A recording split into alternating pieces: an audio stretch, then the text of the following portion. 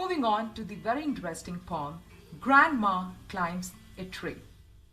When we heard this chapter title, we may surprisingly doubting that is it possible for a grandmother in her old age climbing up a tree?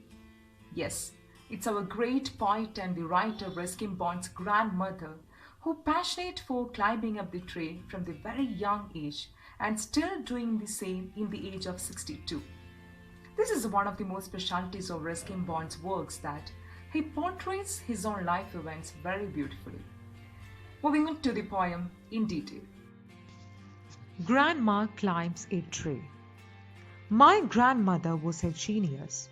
You would like to know why? Because she could climb trees, spreading or high. She would be up their branches in a trice, and mind you, when last she climbed a tree, she was 62. Ever since childhood, she had this gift for being happier in a tree than in a lift. Look at the meaning of this stanza. The poet begins the poem by calling his grandmother genius, as she could climb any type of tree, whether the tree was high or big and spreading. The speaker in the poem doesn't call his grandmother childish. According to him, she was genius because she was skillful and she can climb any type of trees, tireless at the age of 62. She had such an unusual gift of life since childhood. She was very happy in a tree than in a lift of cities. She doesn't like materialistic life, but she likes nature. Move on. And though, as years went by, she would be told that climbing trees should stop when one grew old, and that growing old should be gone about gracefully. She would laugh and say, "Well, I will grow old disgracefully. I can do it better." And we had to agree. See, as she grew old, she was advised by her family members and neighbors not to climb trees as it looked disgraceful. But she refused their advice and said, she will grow disgracefully. Moving on, she had not been up at one time or another, but it was feared by all that one day she would have a terrible fall, which means that she had learned it from her brother when she was 6 years old. But the whole family was worried and tensed about the grandmother because they feared that one day she might fall or injure from a tree. Moving on, the outcome was different. While we were in town, she climbed a tree and could not come down. We went to the rescue, and then the doctor took Granny's temperature and said, I strongly recommended a quiet week in bed.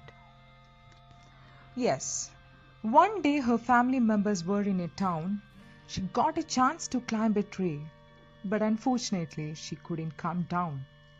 She was rescued by the family members. Then doctor came and checked her temperature. He strongly recommended her to take 1 week bed rest. Move on. We sighed with relief and tucked her up well. Poor Granny, for her it was like a season in hell. Confined to her bedroom, while every breeze whispered of summer and dancing leaves, then sat up and said, I will lie here no longer. Yes, everyone is relieved because it prevents Grandma from climbing the tree. Of course, it was like a brief season in hell to her, so she felt very unhappy because she is missing trees climbing and scenic beauty of the nature. And she sat up and declares that she is no longer confined to the bed. Move on.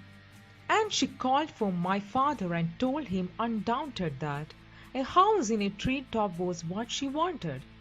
My dad knew his duties. He said, That's all right. You will have what you want here. I will start work tonight. With my expert assistance, he soon finished the core, made here a tree house with windows and a door. Which means that Grandma called her son, that is Ruskin Bond's father, and requested him without any hesitation to build a new house in the treetop. Her son was so obedient to her. On the same night, he built a new house in the treetop with the help of his son Ruskin Bond. Moving on to the last stanza. So Granny moved up, and now every day I climb to her room with glasses and tray.